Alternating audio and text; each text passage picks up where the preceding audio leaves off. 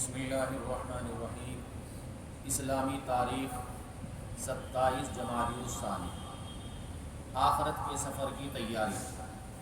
جب حجۃ الوداع کے موقع پر دین کی تکمیل ہو گئی اور پورے عرب میں اسلام پھیل گیا تو حضور اکرم صلی اللہ علیہ وسلم کے حالات سے اندازہ ہونے لگا کہ اب آخرت کا سفر ہونے والا ہے۔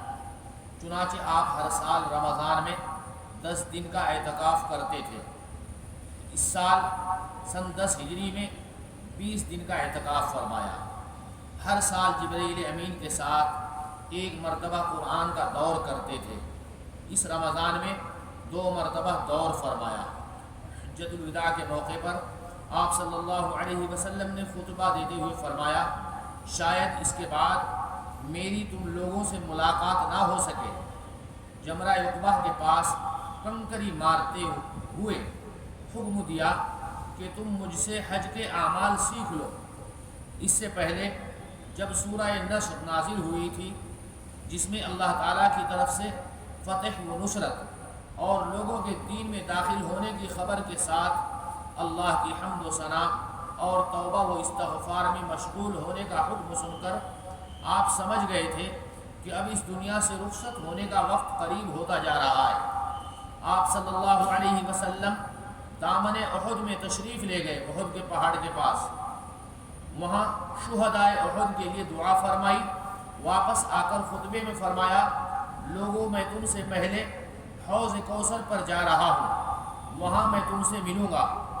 مجھے تمہارے بارے میں صرف اس بات کا خوف ہے کہ تم دنیا میں مشغول ہو جاؤ اور دنیا تم کو پچھلی قوموں کی طرح ہلاک نہ کر ڈالے۔ یہ سب وہ علامات اور نشانیاں ہیں جن سے معلوم ہوتا تھا کہ اب آپ صلی اللہ علیہ وسلم اس دنیا سے تشریف لے جانے والے ہیں۔ حضور اکرم صلی اللہ علیہ وسلم کا معجزہ، کنکریوں سے تسبیح کی آواز کا آنا۔ حضرت ابو ذر رضی اللہ تعالیٰ عنہ فرماتے ہیں کہ ہم ایک مرتبہ رسول اللہ صلی اللہ علیہ وسلم کے ساتھ بیٹھے ہوئے تھے۔ آپ صلی اللہ علیہ وسلم کے ہاتھ میں چند کنکریاں تھیں۔ اچانک ان سے تسبیح کی آواز آنے لگی جس کو ساری مجلس سن رہی تھی۔ پھر حضور اکرم صلی اللہ علیہ وسلم نے وہ کنکریاں باری باری حضرت ابو بکر صدیق رضی اللہ تعالیٰ عنہ، پھر حضرت عمر رضی اللہ تعالیٰ عنہ، پھر حضرت عثمان رضی اللہ تعالیٰ عنہ کے ہاتھ میں دی، تو ان کے ہاتھوں میں بھی تسبیح پڑھ رہی تھی، ان سے آواز آ رہی تھی گنگنانے کی۔ لیکن جب ان کے علاوہ لوگوں کو دی تو کنکریوں نے تسبیح پڑھنا بند کر دیا۔ ایک فرض کے بارے میں، عشاء کی نماز کی اہمیت۔ رسول اللہ صلی اللہ علیہ وسلم نے فرمایا، جس شخص نے عشاء کی نماز جماعت کے ساتھ پڑھی گویا اس نے آدھی رات عبادت کی، اور جس نے فجر کی نماز جماعت سے پڑھ لی گویا اس نے ساری رات نماز پڑھی۔ تو گویا کہ عشاء اور فجر کی نماز پڑھنے والا گویا کہ ساری رات عبادت کرنے میں شمار ہوتا ہے۔ ایک سنت کے بارے میں، آئینہ دیکھنے کی دعا۔ جب ہم مرر کو دیکھتے ہیں تو یہ دعا پڑھیں، جب آئینے میں اپنا چہرہ دیکھیں تو یہ دعا پڑھیں، اللہم انت حسنت خلقی فحسن خلقی۔ اے اللہ، تو نے میری صورت اچھی بنائی ہے، بس تو میری سیرت بھی اچھی بنا دے۔ صورت دیکھتی ہے لیکن سیرت دیکھتی نہیں ہے۔ آدمی کے اخلاق سے، عادات سے سیرت نظر آ جاتی ہے۔ تو اس لیے ہم کو چاہیے کہ جہاں صورت اچھی بناتے ہیں وہاں سیرت کے اوپر بھی دھیان دیں۔ ایک اہم عمل کی فضیلت، توبہ سے گناہوں کا بھلایا جانا۔ رسول اللہ صلی اللہ علیہ وسلم نے فرمایا، جب بندہ اپنے گناہوں سے توبہ کرتا ہے تو اللہ تعالیٰ اس کے گناہوں کے بارے میں فرشتوں کو بھلا دیتا ہے، اور اس کے اعضاء اور زمین کے مقامات کو بھی گناہوں کے بارے میں بھلا دیتا ہے، یہاں تک کہ وہ قیامت کے دن اللہ تعالیٰ سے اس حال میں ملاقات کرے گا کہ اس کے گناہوں کے بارے میں اللہ کے سامنے کوئی گواہی دینے والا نہیں ہوگا۔ ایک گناہ کے بارے میں، اللہ اور اس کے رسول کی نافرمانی۔ قرآن میں اللہ تعالیٰ فرماتے ہیں، جو شخص اللہ اور اس کے رسول کی نافرمانی کرے گا اور اس کی مقرر کی ہوئی حدوں سے آگے بڑھ جائے گا تو اللہ تعالیٰ اس کو آگ میں داخل کرے گا۔ جس میں وہ ہمیشہ رہے گا اور اس کو ذلیل و رسوا کرنے والا عذاب ہوگا۔ اللہ حفاظت فرمائے۔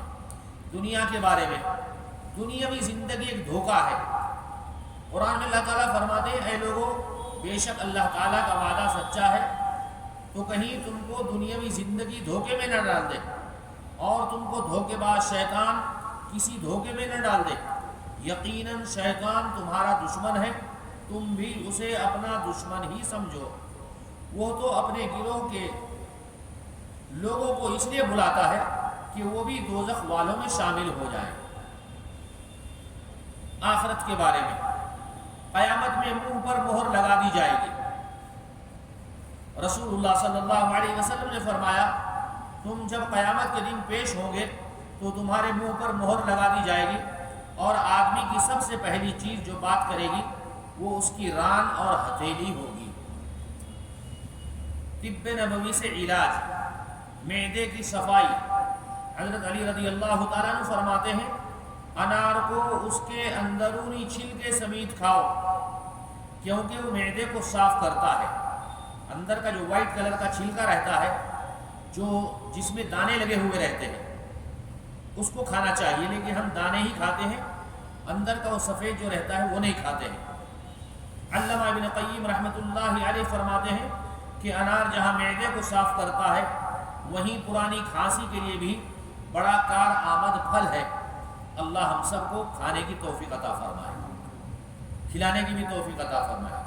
سبحان اللہ بحمدہ، سبحانک اللہم وبحمدک، ونشہد ان لا الہ الا انت، نستغفرک ونتوب الیک۔ سبحان ربک رب العزة عما یصفون، وسلام علی المرسلین، والحمد للہ۔